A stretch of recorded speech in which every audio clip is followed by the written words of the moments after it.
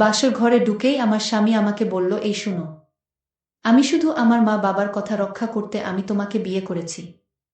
তা না হলে জীবনেও আমি তোমাকে বিয়ে করতাম না। তারপর আমি কিছু বলার চেষ্টা করলাম, কিন্তু আমার স্বামীর এমন মেজাজ দেখে আমি ভয় পেয়ে গেলাম। মনটা তখন অনেক খারাপ হয়ে গেল। কিছুক্ষণ নীরব থাকলাম। তারপর আমি আমার স্বামীর সাথে আমি এমন একটা কাজ করলাম, যার ফলে আমার স্বামী আমাকে পাগলের মতো ভালোবাসতে বাধ্য হলো। বন্ধুরা, কি এমন কাজটি করেছিলাম, যার কারণে আমার স্বামী এক পলকেই আমাকে তার জীবনের চাইতে বেশি ভালোবাসতে বাধ্য হলো? জানতে হলে পুরো গল্পটি শুনতে হবে। তাহলে চলুন বন্ধুরা, গল্পটি শুরু করি। গল্পটি শুরু করার আগে বন্ধুরা, তোমাদের নিকট আমার বিশেষ অনুরোধ, দয়া করে তোমরা আমার চ্যানেলটি সাবস্ক্রাইব করে আমাকে সাপোর্ট করবা। হ্যালো বন্ধুরা, আমি ঝুমুর। আমার বিয়ের প্রথম রাতেই আমার স্বামী সুজন আমাকে বলল, দেখুন, আপনার প্রতি আমার কোনো ইন্টারেস্ট নেই। মায়ের জিদের জন্য বিয়েটা করতে রাজি হয়েছি। আপনি আমার বাবা মায়ের খেয়াল রাখলেই চলবে। বাসর রাতে রুমে প্রবেশ করেই আমার স্বামী সুজন কথাগুলো বলে বারান্দায় চলে গেল। আমি অবাক হয়ে তাকিয়ে রইলাম। এটা মোটেও আশা করেনি আমি তার কাছ থেকে। রাগে ফুলে উঠেছিলাম আমি। মনে হচ্ছিল আমার স্বামী সুজনকে ধরে ইচ্ছেমতো পিটাতে। আমি মনে মনে বললাম, বেটা, বিয়ে করবি না তো বাবা মাকে বললেই পারতি। আমার জীবনের উপর কেন বুলডোজার চালালি? আমি তোর কি ক্ষতি করেছিলাম? কথাগুলো বলেই আমি কাঁদতে শুরু করলাম। তারপরও সে আমার কাছে আসছিল না। আমি অনেক কষ্টে চোখের জল ফেলছিলাম। আর বলতে শুরু করলাম, কার কাছে বাবা মা আমাকে বিয়ে দিয়েছে, যে কিনা বাসর রাতে বাসর ঘর ছেড়ে গিয়ে বারান্দায় বসে আছে। অনেক কষ্টে আমার রাতটা পার হলো। বন্ধুরা, কি যে কষ্ট হচ্ছিল সেদিন আমার, তা তোমাদেরকে বোঝাতে পারবো না। এই কষ্টটা শুধু তারাই বুঝবে যারা আমার মতো অবস্থায় পড়েছে। কিছুদিন পর একটি রেস্টুরেন্টে আমার এক বান্ধবীর সাথে দেখা হলো। বান্ধবী আমার কাছ থেকে জানতে চাইল আর বলল, ঝুমুর, কি খবর তোদের? কেমন চলছে তোদের দাম্পত্য জীবন? আমি কিছুক্ষণ চুপ থেকে বললাম, আর কইস না হিমা, আমার কপালটাই খারাপ। তা না হলে আমার কপালে এই অবস্থা কেন?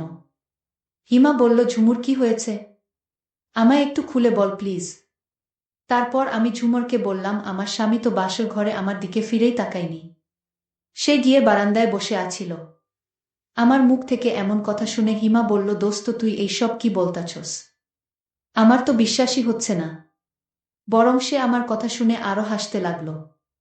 কিছুক্ষণ পর সে লক্ষ্য করল আমার চোখে জল। তার সে সিরিয়াস ভেবে বলল, বলিস কি ঝুমুর, তোর সাথে ভালো করে একবার কথাও বলেনি? আমি বললাম, না রে দুস্ত, কথা বলা তো দূরে কথা, একবার ভালো করে তাকায়নি পর্যন্ত। হিমা হাসতে লাগল। তা দেখে আমার গা জ্বলে উঠল। গলা টিপে ধরলাম আমার বান্ধবী হিমাকে। আর বলতে লাগলাম, আমার সর্বনাশ আর তোর পৌষ মাস। তারপর হিমা বলল, সরি সরি সরি দোস্ত বলতে লাগলো আর হাসতে লাগলো। সে আমাকে দমক দিয়ে বলতে লাগলো, এবার হিমা তুই হাসি বন্ধ করবি। হাসি বন্ধ কর বলছি। তারপর হিমা বলল, ঠিক আছে দোস্ত, এবার হাসি বন্ধ করলাম। তারপর ঝুমুর বলল, হিমা দোস্ত, এখন আমি কি করব? আইডিয়া থাকলে বল। তারপর হিমা বলল, দোস্ত, আমি তোকে কি যে আইডিয়া দেব বুঝতে পারছি না। তারপরেও বলছি, তুই একজন উকিলের সাথে দেখা কর। যে স্বামী তোর মনের কথা বুঝে না, বাসর রাতে গিয়ে বারান্দায় বসে থাকে, তার সাথে তোর কি এইভাবে সংসার হবে? তোর কি এইভাবে দিন যাবে? তার চাইতে দোস্ত এক কাজ কর, তাকে ডিভোর্স দিয়ে চলে আয়। আমি বললাম, তোর সাহস তো কম না, তুই আমার সংসার ভাঙার বুদ্ধি দিচ্ছিস? হিমাকে ধমক দিয়ে বললাম, তোর মতো বন্ধু থাকলে আমার আর শত্রুর প্রয়োজন হবে না। আমার এই রকম কথা শুনে আমার বান্ধবী হিমা বলল, সরি দোস্ত, আমি তোর সাথে ফান করলাম। রাগে আমার মাথা নষ্ট। আর তুই ফান করছিস? সরি দোস্ত, আমার ভুল হয়ে গেছে। এবার বল, তোর কিসের আইডিয়া লাগবে? আমি বললাম, হিমা, তুই আমাকে একটা পরামর্শ দে, কিভাবে আমার হাতের মুঠোয় আনা যায়। তুই আমাকে পারলে সেই আইডিয়া দে। তারপর আমার বান্ধবী হিমা হেসে দিয়ে বলল, হায়রে কপাল, সবাই ছেলে পটায়, আর তুই হাজব্যান্ড পটাবি? আমি বললাম, হিমা দেখ, বিয়ে তো ছেলে খেলা নয়। তাছাড়া আমার সাথে আমার বাবা মায়ের মান সম্মানও জড়িয়ে আছে। হিমা বলল, দোস্ত, তুই যা বলছস তা ঠিক। তাহলে শুন, একটা উপায় আছে তোর স্বামী তোর হাতের মুঠোয় আনার।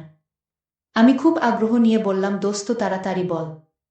তারপর হিমা আমাকে অনেক চমৎকার একটি টেকনিক দিল। তারপর আমিও আমার বান্ধবীর দেওয়া আইডিয়া অনুযায়ী কাজ করতে শুরু করলাম। সত্যি কথা বলতে আমার বান্ধবীর দেওয়া আইডিয়াটা আমার স্বামীর এখানে ম্যাজিকের মতো কাজ করেছিল।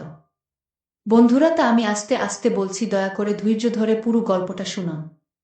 আমার স্বামী সুজন সবার সামনে আমার সাথে স্বামীর মতোই আচরণ করে, কিন্তু আড়াল হলেই অচেনা মানুষের মতো আচরণ করে। আমার পুরো পরিবারের সাথে মিলেমিশে চলে। প্রতিদিন সকালে সুজনের ঘুম ভাঙার সাথে সাথেই আমি চা নিয়ে হাজির হই। চুলগুলো হালকা ভিজা ও ছড়ানো থাকে। না চাইতেও সুজন কিছুক্ষণের জন্য চোখ ফেরাতে পারে না। আমি কাশি দিয়ে সুজনের সেই দৃষ্টি ভাঙিয়ে দেয়া। একদিন আমি ইচ্ছে করেই সুজনের শার্টের বোতাম ছিঁড়ে রেখেছি। সুজন শার্ট পরতেছে, আমি আয়নার সামনে বসে সাজতেছি। সুজন বারবার সেই দিকে তাকাচ্ছে আর শার্ট পরছে। হঠাৎ খেয়াল করল শার্টের একটা বোতাম নেই। সুজন সুই সুতা খুঁজতে লাগল। আমি বললাম, কিছু লাগবে? তখন সে বলল, আমার সুই সুতা লাগবে। আমি বললাম, কেন? তারপর সে বলল, আমার শার্টের বোতাম ছিঁড়ে গেছে, তাই আমি শার্টের বোতাম লাগানোর জন্য সুই সুতা খুঁজছি। তারপর আমি সুই সুতা বের করে শার্ট পরা অবস্থায় বোতাম লাগাতে লাগলাম। সুজন আমাকে বলল, শার্টটা খুলে দিলে ভালো হয় না? আমি বললাম, না সমস্যা নাই, শার্ট খুললে আপনার লেট হয়ে যাবে। সে বলল, একটু সাবধানে, লেগে গেলে তো আবার বিপদ। আমি বললাম, চুপচাপ দাঁড়িয়ে থাকুন, নয়তো লেগে যাবে। সুজন চুপচাপ দাঁড়িয়ে রইল। আমি বোতাম লাগিয়ে দিলাম। সুজন আমাকে এই প্রথম এত কাছ থেকে দেখল। আমি সুজনের মা বাবার প্রতি যথেষ্ট দায়িত্ববান, যা দেখে সুজন খুবই খুশি। তারপর সুজন মনে মনে ভাবল, মেয়েটার সাথে আমি এত রাফ ব্যবহার করি, তারপরেও একবারও কোনো অভিযোগ করেনি। কিছুদিন পর সুজনের বাবা আমি এবং আমার স্বামী সুজনকে কক্সবাজারে ঘুরতে পাঠালো। আমি ইচ্ছে করেই সুজনের কাঁধে মাথা রেখে ঘুমিয়ে পড়লাম। সে বারবার আমাকে সরিয়ে দিচ্ছিল। যাক, এক পর্যায়ে আমরা কক্সবাজার এসে আমরা পৌঁছলাম। তারপর সুজন হোটেলে এসে 2টা রুম নিল, একটা আমার আর একটা তার জন্য। আমি তো রেগে মেগে আগুন, মুডটাই অফ হয়ে গেল। আমি রুমে যেয়ে ঘুমিয়ে পড়লাম। বিকালে সুজন আমার কাছে আসলো। আমি বললাম, কি চাই? রাগী ভাব নিয়ে। তারপর সে আমায় বলল, আপনি কি রাগ করেছেন? আমি বললাম, কই না তো। রাগ কি? সুজন বুঝল যে আমি রাগ করেছি। তারপর সে আমায় বলল, ভাবলাম সমুদ্র সৈকত দেখতে যাব। আমি বললাম, যান না। আপনাকে ধরে রেখেছে কে? সে বলল, আমার একা যেতে ভালো লাগছে না। তারপর আমি বললাম, যদি আপনার একা যেতে ভালো না লাগে তাহলে রাস্তা থেকে কুকুর ছাগল ধরে সাথে নিয়ে যান। আমার স্বামী সুজন বলল, দেখো ঝুমুর, বাড়াবাড়ি হচ্ছে কিন্তু। আমি বললাম, আপনি বাড়াবাড়ির দেখছেন কি? তারপর আমার সাথে রেগে সুজন চলে এলো আর আমায় বলতে লাগলো, দেখো ঝুমুর, হোটেলে সিন ক্রিয়েট করা উচিত নয়। তারপর সুজন আমার এই রকম কথা শুনে মন খারাপ করে সমুদ্রের পাড়ে চলে গেল। আমিও তার পিছু পিছু যাইতে শুরু করলাম, কিন্তু তাকে বুঝতে দেই নাই। সে তখন সমুদ্র পাড়ে একা একা বসে রইল। একটু পর পিছনে ফিরে দেখে আমি তার পিছনে দাঁড়িয়ে রইলাম। সে আমাকে দেখে চমকে উঠল আর বলল, এ কি, তুমি এখানে? আমি বললাম, আপনি আসতে পারলে আমি পারবো না কেন? তারপর সে বলল, বাপরে কি ঝগড়াটে মেয়ে। আমি বললাম, কি বললেন? সে বলল, কিছু না। তারপর চুপচাপ আমি তার পাশে দাঁড়িয়ে রইলাম। কিছুক্ষণ পর আমি তাকে দেশা দিয়ে বললাম, এই যে মিস্টার ছ্যাঁকা খেয়েছেন কয়টা? সে বলল, জবি। আমি আবার বললাম, ছ্যাঁকা কয়টা খেয়েছেন? সে বলল, আমি কখনই প্রেমই করি নাই। তাহলে চেকা খাবো কই থেকে? আমি বললাম, আপনি নারী বিদ্বেষী নাকি? সে বলল, উল্টাপাল্টা কথা বলছেন কেন? আমি বললাম, আপনার ব্যবহার দেখেই বোঝা যায় হয়তো ছ্যাঁকা খেয়েছেন, নয়তো নারী বিদ্বেষী। সে বলল, বুঝেছি, আপনাকে পাত্তা দেই না তো, তাই এসব বলছেন। যা সত্য তাই বললাম। তার মুখ থেকে এই কথা শুনে আমি রাগে বললাম, আপনার মতো অনেক ছেলে ভার্সিটি লাইফে আমার পিছু পিছু ঘুরেছে। সে একটা অট্টহাসি দিল, যা দেখে আমার রাগ চরম সীমায় পৌঁছালো। স্বামী সুজনের পেটে একটা ঘুষি মেরে চলে এলাম। সুজন এমনটা আশা করেনি, যদিও ব্যথা পেয়েছে, কিন্তু আমাকে বুঝতে দেয়নি। শত হলেও পুরুষ তো। কিছুদিন পর আমরা কক্সবাজার থেকে ফিরে এলাম। কক্সবাজার থেকে ফিরে এসে চলে গেলাম আমার বান্ধবী হিমার কাছে। হিমা জানতে চাইল এখন কি অবস্থা। আমি বললাম, দুস্থ না রে, এখনো তার কোনো পরিবর্তন হয়নি। হিমা বলল, বলিস কি দুস্থ? এখনো কোনো পরিবর্তন হয় নাই। আমি বললাম না। তারপর সে বলল, তাহলে একটা কাজ কর, আমার মনে হয় তাতে কাজ হয়ে যাবে। আমি বললাম, দোস্ত কি কাজ? একটু তাড়াতাড়ি বল, আমার তো তোর সইছে না। কিভাবে আমি আমার স্বামীকে আমার অনুকূলে আনতে পারবো? কি করলে সে আমাকে পাগলের মতো ভালোবাসবে? প্লিজ দোস্ত, একটু তাড়াতাড়ি বল। তারপর হিমা আমাকে বলল, তোর কানটা একটু এদিকে আন। তারপর আমার কান তার মুখের কাছে নিয়ে ধরলে সে আমাকে কানাকানি করে যা বলল তা শুনে আমি অবাক হয়ে গেলাম। তারপর তার বুদ্ধিতে আমি সেই কৌশল অ্যাপ্লাই করতে শুরু করলাম। প্রথম দিন খুব সকালে আমি ঘুম থেকে উঠলাম। ঘুম থেকে উঠে গোসল করে একবারে পরিপাটি হয়ে এক্কেবারে পরীর মতো সেজে তার সামনে হাজির হলাম। সে ঘুম থেকে উঠেই আমাকে দেখল। আমার চুলগুলো খোলা ছিল। সে ঘুম থেকে ওঠার সাথে সাথেই তার জন্য আমি চা নাস্তা নিয়ে গেলাম এবং তাকে দেখে একটা মুচকি হাসি দিলাম। চুলগুলো খুলে রাখলাম। গায়ে একটা দামি পারফিউম ব্যবহার করলাম, যার ঘ্রাণ খুব পাগল করা। এমনভাবে পোশাক পরলাম যাতে আমাকে খুব ভালোভাবে বোঝা যায়, খুব সুন্দর এবং আকর্ষণীয় লাগে। মোট কথা, এমনভাবে আমার নিজেকে উপস্থাপন করলাম যাতে সে দেখেই আমার প্রতি দুর্বল হয়ে যায়। আমি সব সময় হাসি খুশি থাকার চেষ্টা করলাম। মাঝে মধ্যে রোমান্টিক গান গাইতাম। সেই দিন রাতে সে অফিস থেকে বাসায় আসলো। বাসায় আসার পর আমি আবারও চুলগুলো খুলে একটা দামি পারফিউম ব্যবহার করলাম। খুব ভালো করে সাজলাম এবং তাকে আকর্ষণ করানোর চেষ্টা করলাম। সে আমার দিকে একবার চাইলা। চাওয়ার পর সে অবাক হয়ে তাকিয়ে রইল, কিন্তু কিছুই বলতে পারছিল না।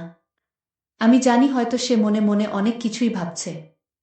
সেই দিন রাতে আমি একটা রোমান্টিক মুড নিয়ে খুব ভালো করে সেজেগুজে শুয়ে পড়লাম। কিন্তু রাত যখন একটা বাজে, তখন আমার কাছে মনে হলো কেউ আমার সাথে অন্যরকম কিছু করার চেষ্টা করছে। আমি অবাক হয়ে রইলাম আর ভাবলাম, এখানে তো আমি আর আমার স্বামী ছাড়া অন্য কেউ নেই। তাহলে কি সে আমার প্রতি দুর্বল হয়েছে? ভাবতে ভাবতে আমি শুয়ে রইলাম, কিন্তু আমি তাকে বুঝতে দেইনি। আমি ঘুমের ভান ধরে শুয়ে রইলাম। কিছুক্ষণ পর সে আমার সাথে এক অন্যরকম আচরণ করা শুরু করল, আর আমি মনে মনে ভাবলাম পরিকল্পনা কাজে লেগেছে। সে যখন অন্যরকম আচরণ করাতে ব্যস্ত, তখন আমার ঘুম ভেঙে যায়। আমি বললাম, এ কি আপনি? সে তখন কোনো কথা বলে না। কোনো কথা না বলে সে তার কাজ চালিয়ে যেতে লাগল। আমি আর তাকে বাধা দেওয়ার চেষ্টা করলাম না, কারণ সে তো আমার স্বামী। যাই হোক, শেষ পর্যন্ত সে আমার অনুকূলে এসেছে। সেই জন্য আমি অনেক শুকরিয়া আদায় করলাম এবং সেই সাথে আমার বান্ধবী হিমাকেও অনেক ধন্যবাদ দিলাম, সে আমাকে এই সুন্দর বুদ্ধিটা দেওয়ার জন্য। এরপর থেকেই সে প্রতিদিনই আমার সাথে খুব ভালো করে, ভালো কিছু করে, যার কারণে আমি সত্যিকার অর্থেই খুশি। বন্ধুরা, এখন আমরা সুন্দর সুখী একটি দাম্পত্য জীবন পেয়েছি। এখন সে আমার সাথে খুব ভালো আচরণ করে, সবসময় আমার খেয়াল রাখে এবং আমার খোঁজ খবর রাখে। কিন্তু আমি সবচেয়ে খুশি হই সে যখন আমাকে অন্যরকমভাবে ভালোবাসে। সত্যি বলতে আমি তার ভালোবাসায় পরিপূর্ণ তৃপ্তি পাই। বর্তমানে আমরা একটি সুখী দম্পতি। সবাই আমাদের জন্য দোয়া করবেন। বন্ধুরা, ভিডিওটি যদি ভালো লাগে তাহলে একটি লাইক দিন। আর তোমরা যদি এইরকম ধরনের ইন্টারেস্টিং ভিডিও পেতে চাও, তাহলে দয়া করে আমার চ্যানেলটি সাবস্ক্রাইব করো। পরিশেষে তোমাদের সকলের স্বাস্থ্য কামনা করি। ভিডিওটি দেখার জন্য তোমাদের সকলকে অসংখ্য ধন্যবাদ।